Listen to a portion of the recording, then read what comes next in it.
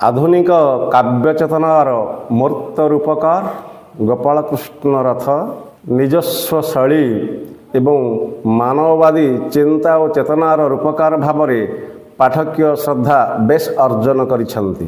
तांको कविता एकला मनीष, केते दूर, विपुल दिगंत अत्यंत श्रद्धाभाजन प्रतिटी ओडिया पाठक महल रे कुनी पुओ एवं निष्पाप सकाळ यही पुस्तक पाई से ओडिशा साहित्य एकाडेमी पुरस्कार प्राप्त मध्य। तेबे आसंतु आलोचना करिबा एही महान कविंकर एक कविता जो कह जाउछि आधुनिक कवितार एक सुंदर व्याख्यान जीवन।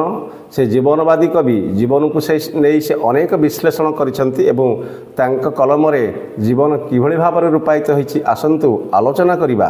परिप्लुत सायान्नर दिगंतर शेष पारे एक नामहीन पल्लीर नड़ा बाउंश घरर जीवन वास्तविक खूब मनज्ञ कविता। परिप्लुत जहाँ कह जाउछि आर्द्र एवं धोई हो जाइथिबा प्लावित हो जाइथिबा सायाह्न दिनर शेष भाग दिगंत विस्तारी जो कह जाउछि शेष पारे शेष भागरे गोटे नामहीन पल्ली गोटे ना नथिबा गाँ जोठिकी नड़ा छपर छाउणी घर झाटीमाटी कांथर घर जोठी दिने सची राउतराय खूब सुंदर भाव में कही भूगोल पोथी पतरे पछे नथाउ तार नाटी सेमिति एक नामहीन पल्लीर नड़ा बाउंश घरे जीवन वास्तविक खूब चमत्कार।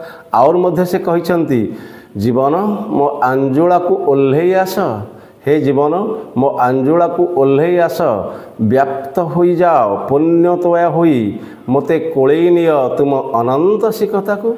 तमे एक विराट भूभाग हो जाओ जल भाग हो जाओ जो कह जाउछि पुण्य त्वया मो आंजोला को धीरे धीरे ओल्हे आस जीवन। से जीवन को आह्वान करुचंती सादर संबोधन करुचंती जीवन को एवं कहउचंती मो आंजोला को ओल्हे आस एवं व्याप्त हो जाओ परिव्याप्त हो जाओ निश्चित भाव में दिगंत विस्तारी तमे तमर व्याप्ति निश्चित भाव में चारिआडे प्रसरी जाओ एवं तमे पुण्यतया हो जाओ से जो कह जाउछि पवित्र गंगोत्री तमे हो जाओ एवं मते तमे कोळेई निय तमर से पुण्य जो कह जाउछि अनंत शिखता को राशि राशि जो कह जाउछि शिखता प्रांतर धू धू बाली राशि मते से तमे आश्रय दियो आउ कोळेई नियो से अनंत शिखता को जो आड़े चाहिबो दिगंत विस्तारी से धू धू बाली राशि कोल को मते तमे निश्चित भाव में साउंटे नियो जीवन को निश्चित भाव में सश्रद्ध निमंत्रण करुछंती आह्वान करुछंती कवि गोपालकृष्ण रथ। आहुर मध्य कवि कहिछंती सूर्योदयर अनुरागरे अनुरणित शस्य केदारर मुठाए माटीर उष्मता कोमल निर्झर पवित्र प्रतिश्रुति जीवन वास्तविक सूर्योदयर अनुरागरे अरुणत निश्चित भाव में सूर्योदय जो कह जाउछि पूर्वाशार सिंदूरा फटेई उदय होउथिबा एई बाल सूर्यर अनुरागरे जो कह जाउछि अरुणित लाल रंगरे रंगायित होउथिबा जो कह जाउछि प्रतिटी शस्य प्रतिटी केदार जो कह जाउछि फुटंता फूल सेई माटीर उष्मतार केते सुंदरता भरी देछि जीवन। तमे कोमल निर्झरर पवित्र प्रतिश्रुतिटीए तमे शस्य केदारर मुठाए माटीर उष्मता आउर मध्य तुमे सूर्योदयर अनुरागरे अरुणित होउथिबा एई जो कह जाउछि निश्चित भाव में सूर्यंकर बाल सूर्यंकर लालिमा सतरे जीवन तमे केते सुंदर केते मधुमय आउ केते निष्पाप जीवन को एभली दृष्टिभंगी देखिछंती कवि गोपालकृष्ण रथ। पुनर्बार से कहिछंती आंकरी मोर कपाल को ओल्हेई आस, आंकरी तमे मो कपाल को ओल्हेई आस हे जीवन।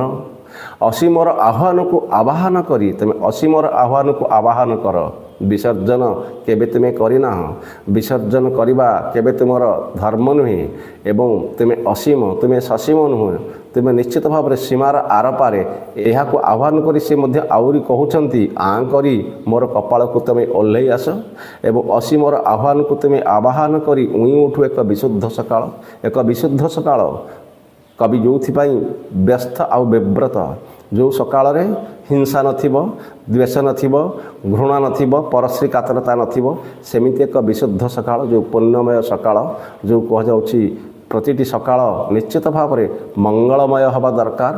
तेणु एभली एक पुण्यमय सकाळ को से आह्वान करुछंती एक विशुद्ध सकाळ जो सकाळ रे हिंसा नथिबो घृणा नथिबो थिबो खाली प्रेम थिबो खाली प्रणय थिबो खाली स्नेह आउ थिबो खाली त्याग एवं ତାର ଯେଉଁ କୁହାଯାଉଛି ଫୁଟିଲା ଫୁଲର ହସ ଏଇଭଳି ଏକ ସକାଳ ସେ ଖୋଜିଛନ୍ତି ଜୀବନ ପାଖରେ ଏବଂ ଆଶାନ୍ୱିତ ଆହ୍ୱାନ କରିଛନ୍ତି ଜୀବନକୁ ତୁମେ ଓହ୍ଲାଇ ଆସ ଜୀବନ ଏବଂ ଏଭଳି ଏକ ସୁନ୍ଦର ସକାଳ ଆଉ ବିଶୁଦ୍ଧ ସକାଳଟିଏ ତୁମେ ମୋ ଆଞ୍ଜୁଳାକୁ ଅର୍ପଣ କରିଦିଅ। ଏଇ ତ ମଣିଷର ଅଭିବ୍ୟକ୍ତି ଜୀବନ ପାଖରେ।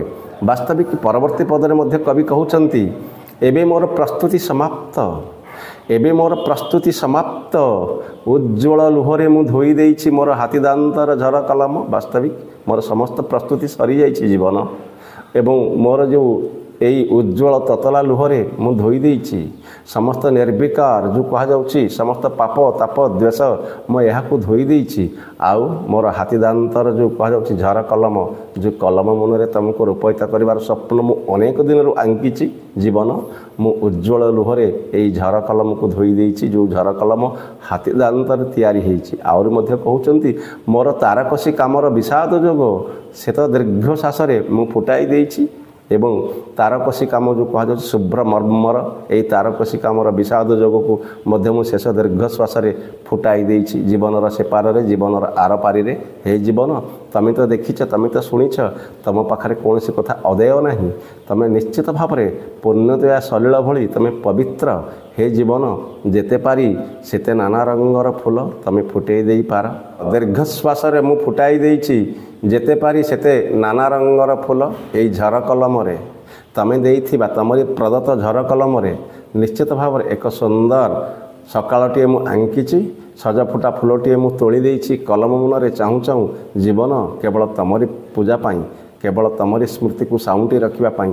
ହେ ଜୀବନ ମୁଁ ଫୁଟାଇ ଦେଇଛି ଯେତେ ପାରି ସେତେ ନାନା ରଙ୍ଗର ଫୁଲ। ଆହୁରି ମଧ୍ୟ କବି କଲମରେ ଫୁଟି ଉଠିଛି ତିନି ହାତ ଭୂଇଁ ଭିତରକୁ ମୁଁ ପୋତି ଦେଇଛି ମୋର ପାଦ, ତିନି ହାତ ଆକାଶ ଭିତରକୁ ମୁଁ ଫୁଟାଇ ଦେଇଛି ମୋର ହାତ। ବାସ୍ତବିକ ଖୁବ୍ ଚମତ୍କାର। ତିନି ହାତ ଭୂଇଁ ଭିତରକୁ ମୁଁ ପୋତି ଦେଇଛି ମୋର ପାଦ, ତିନି ହାତ ଆକାଶ ଭିତରକୁ ମୁଁ ଫୁଟାଇ ଦେଇଛି ମୋର ହାତ। ଜୀବନ ମୁଁ ପରିବ୍ୟାପ୍ତ ହେଇଛି ଭୂମିରୁ ଭୂମା ପର୍ଯ୍ୟନ୍ତ ଯେଉଁ କୁହାଯାଉଛି ପୃଥିବୀରୁ ଆକାଶ ପର୍ଯ୍ୟନ୍ତ ପାହାନ୍ତି ରାତିର ଶିଶିର ଟୋପା ଆକାଶରୁ ଝରି ଆସୁଥିବା ଏଇ ଶିଶିର ଟୋପା ପୃଥିବୀକୁ ଚୁପି ଚୁପି କ'ଣ ଯେ କଥା କୁହେ ଏବଂ ପ୍ରଣୟର କଥା ଆକାଶଠାରୁ ପୃଥିବୀ ପର୍ଯ୍ୟନ୍ତ ପରିବ୍ୟାପ୍ତ ମୁଁ ତାଙ୍କର ଏକ ସଂଯୋଗ ସ୍ଥଳ। ଏଇଥିପାଇଁ ସେ କହିଲେ ମୁଁ ତିନି ହାତ ଭୂଇଁ ଭିତରକୁ ପୋତି ଦେଇଛି ମୋର ପାଦ, ତିନି ହାତ ଭୂଇଁ ଭିତରେ ମୋର ଏଇ ପାଦ ମୁଁ ପୋତି ଦେଇଛି। ଆହୁରି ମଧ୍ୟ ସେ କହୁଛନ୍ତି ଆକାଶ ଭିତରକୁ ମୁଁ ଫୁଟାଇ ଦେଇଛି ମୋର ହାତ, ଆକାଶ ଏବଂ ପୃଥିବୀ ସହିତ ସଂଲଗ୍ନ ମୁଁ ଏକ ଯୋଗସୂତ୍ର। ହେ ଜୀବନ ମୁଁ ଫୁଟାଇ ଦେଇଛି ମୋର ହାତ ଜୀବନ। ଆହୁରି ମଧ୍ୟ ସେ କହିଲେ ଏବେ ଓହ୍ଲାଇ ଆସ ମୋର ଫୁଙ୍ଗୁଳା ପ୍ରାସାଦକୁ, ଯେଉଁ ପ୍ରାସାଦ ଏକଲା ନିରାଶ ନିବିଡ଼ ଯେଉଁଠି ଖାଁ ଖାଁ ଲାଗେ ନିଛାଟିଆ ନିର୍ଜନ ଏଇ ପ୍ରାସାଦ, ତୁମେ ଓହ୍ଲାଇ ଆସ ଜୀବନ ଏଇ ପ୍ରାସାଦକୁ। ମୋର ନାମ ଏବଂ ଫଳକକୁ ତୁମେ ଉଠାଇ ନେଇ ଲେଖିଦିଅ ଏଠି ଯିଏ ଥିଲେ ସେ ନିରୁଦ୍ଦିଷ୍ଟ। ଅଥଚ ମୁଁ ତ ନାହିଁ, ମୁଁ ଆକାଶରୁ ପୃଥିବୀ ପର୍ଯ୍ୟନ୍ତ ପରିବ୍ୟାପ୍ତ ହୋଇସାରିଛି, ମୋର ପାଦକୁ ଫୁଟାଇ ଦେଇଛି ମୁଁ ପୃଥିବୀରେ, ମୋ ହାତକୁ ମୁଁ ନିଶ୍ଚିତ ଭାବରେ ସଂଲଗ୍ନ କରିଦେଇଛି ଆକାଶକୁ। ତେଣୁ ଆକାଶ ଏବଂ ପୃଥିବୀର ଏକ ସଂଯୋଗ ସେତୁଟିଏ ମୁଁ ପାଲଟି ଯାଇଛି ଜୀବନ, ଏଠି ମୋର କିଛି ଆବଶ୍ୟକତା ନାହିଁ। ତେଣୁ ତୁମେ ଓହ୍ଲାଇ ଆସ ଏଇ ଫୁଙ୍ଗୁଳା ପ୍ରାସାଦକୁ। ଆହୁରି ମଧ୍ୟ ମୋର ନାମ ଫଳକକୁ ଉଠାଇ ନିଅ ଏବଂ ତୁମେ ଲେଖିଦିଅ ଜୀବନ ଏଠି ଯିଏ ଥିଲେ ସେ ନିରୁଦ୍ଦିଷ୍ଟ। ତୁମେ ଅକ୍ତିଆର କରିନେଇଛ, ତୁମେ ତାଙ୍କର ସମସ୍ତ ସମ୍ପତ୍ତିକୁ ଅକ୍ତିଆର କରିନେଇଛ, ଜବତ କରିନେଇଛ ଏବଂ ତାଙ୍କର ଦାମୀ ବାଦାମୀ ପୋଷାକ, ଦାମ ଏବଂ ବାଦାମୀ ରଙ୍ଗର ପୋଷାକକୁ ତୁମେ ତାଙ୍କର ଅକ୍ତିଆର କରିନେଇଛ। ଆଉ ମଧ୍ୟ ବାଜ୍ୟାପ୍ତ କରିଦେଇଛ ତାଙ୍କର ଏଇ ଅଚଳାଚଳ ସମ୍ପତ୍ତି, ଯାହା ଦିନେ ଲହୁରେ ନିଶ୍ଚିତ ଭାବରେ ଅନେକ ପରିଶ୍ରମ କରି ସଯତ୍ନରେ ସାଇତି କରି ରଖାଯାଇଥିଲା। ମୁଁ ଆଉ ଫେରିବି ନାହିଁ ଜୀବନ, ମୁଁ ଆଉ ଫେରିବି ନାହିଁ ଦାବି କରିବା ପାଇଁ। ଯେଉଁ ଅଚଳାଚଳ ସମ୍ପତ୍ତିକୁ ତୁମେ ବାଜ୍ୟାପ୍ତ କରିଦେଇଛ, ଯେଉଁ ଅକ୍ତିଆରୀ କରିନେଇଛ ତୁମେ ମୋର ଏଇ ଦାମୀ ବାଦାମୀ ପୋଷାକ, ମୁଁ କେବେ ଦାବି କରିବାକୁ ଆସିବି ନାହିଁ ଜୀବନ, ମୁଁ ଆଉ ଫେରିବି ନାହିଁ ଦାବି କରିବାକୁ ମୋର ସ୍ମୃତି ଓ ଆଶ୍ୱାସନାମାନଙ୍କୁ, ମୋର ବଞ୍ଚିବାର ଅନାମନା ଇଚ୍ଛାମାନଙ୍କୁ ମୁଁ କେବେ ଦାବି କରିବି ନାହିଁ। ଏହି ଅନାମନା ଇଚ୍ଛା ଆଜିର ସକାଳ ଠାରୁ ସାୟଂକାଳ ପର୍ଯ୍ୟନ୍ତ, ସାୟାହ୍ନ ପର୍ଯ୍ୟନ୍ତ ଏମାନେ ତ ମୋତେ ବହୁତ ବ୍ୟତିବ୍ୟସ୍ତ କରନ୍ତି। ମୋର ଆଶ୍ୱାସନାମାନେ ମୋତେ କେବଳ ଦୀର୍ଘଶ୍ୱାସ ପକାଇ ବଞ୍ଚାଇ ରଖନ୍ତି। ତେଣୁ ମୋର ଫେରିବାର ସମ୍ଭାବନା ନାହିଁ ଜୀବନ, ମୁଁ ଆଉ ଫେରିବି ନାହିଁ ଦାବି କରିବାକୁ ମୋର ସ୍ମୃତି, ମୋର ଆଶ୍ୱାସନାମାନଙ୍କୁ, ମୋର ବଞ୍ଚିବାର ଅନାମନା ଇଚ୍ଛାମାନଙ୍କୁ। ତେଣୁ ଜୀବନ ପ୍ରତି ନିଶ୍ଚିତ ଭାବରେ ମୋହ ତୁଟି ଯାଇଛି ଏବଂ ଆକାଶରୁ ପୃଥିବୀ ପର୍ଯ୍ୟନ୍ତ ପରିବ୍ୟାପ୍ତ ମୁଁ ଆଞ୍ଜୁଳା ଆଞ୍ଜୁଳା ଫୁଲ ତୋଳି ତମେ ଯେଉଁ ସୃଷ୍ଟିର ସମ୍ଭାରଟିଏ ତୋଳିଥିଲ ଜୀବନ ମୁଁ ତାର ସଦୁପଯୋଗ କରିଛି ନିଶ୍ଚିତ ଭାବରେ। ତେଣୁ ମୁଁ ଫୁଟେଇ ଦେଇଛି ଫୁଲ ସେ କହିଲେ ନାନା ରଙ୍ଗର ଫୁଲ ମୋତେ ତୁମେ କୋଳେଇ ନିଅ ପରିପ୍ଲୁତ ସାୟାହ୍ନର ଦିଗନ୍ତର ଶେଷ ପାରକୁ ଏବଂ ମୋତେ ତୁମେ କୋଳେଇ ନିଅ ଯେଉଁ କୁହାଯାଉଛି ସେଇ ସିକତା ପ୍ରାନ୍ତରକୁ। କାରଣ ମୁଁ ଏକ ଅନାମଧେୟ ଏହି ପଲ୍ଲୀର ନଡ଼ା ବାଉଁଶ ଘର ଛଣ ଛାଉଣି ଛପରରେ ବଞ୍ଚୁଥିବା ସାଧାରଣ ମଣିଷଟିଏ ଜୀବନ ତମେ ହିଁ ଚାହିଁଲେ ପୂରଣ କରିପାରିବ କେବଳ ମୋର ଅନାମନା ଇଚ୍ଛାମାନଙ୍କୁ। ବାସ୍ତବିକ କବି ଗୋପାଳକୃଷ୍ଣ ରଥଙ୍କର ବାସ୍ତବବାଦୀ ଯେଉଁ କୁହାଯାଉଛି ମାନବବାଦୀ କବିତା ଜୀବନ ବେଶ ଆନନ୍ଦଦାୟକ ଏବଂ ବିଶେଷ କରି ତାଙ୍କର ଅନ୍ୟାନ୍ୟ କବିତା ଆମେ ବିପୁଳ ଦିଗନ୍ତ ମଧ୍ୟ ପରବର୍ତ୍ତୀ ଭିଡ଼ିଓରେ ଆଲୋଚନା କରିବା। ବନ୍ଦେ ଉତ୍କଳ ଜନନୀ।